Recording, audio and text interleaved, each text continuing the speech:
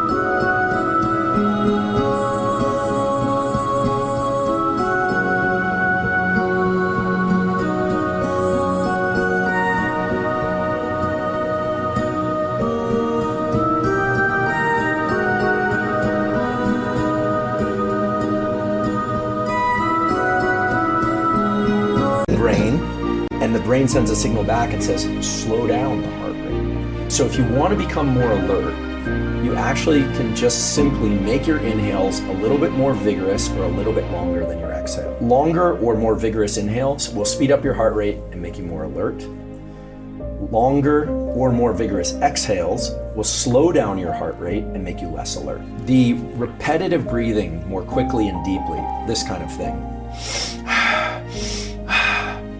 or some variant of that, all through the mouth or all through the nose, brings up the heart rate and causes the adrenal glands, which sit right above the kidneys, to secrete adrenaline. They make you more alert. And you see these big inflections in heart rate when people do this. Typically, it makes people feel agitated. At first, they feel a little bit agitated. And then when you exhale and hold your breath for 15 seconds or so, or what you're doing essentially is you're learning to be calm as your body is flooded with all this adrenaline and the heart rate is going. And that is 100% top-down control. What you're doing in those moments is you're learning to take your forebrain and say, fight the temptation to move. Fight the temptation to breathe. This particular pattern of breathing, 25 or 30 times, followed by an exhale and a hold, and then a big inhale and a hold, sometimes doing more inhaling and exhaling type repetitive breathing. That is really somebody training themselves how to self-induce stress. And we know from some good literature and some emerging science that's still ongoing that it is possible to get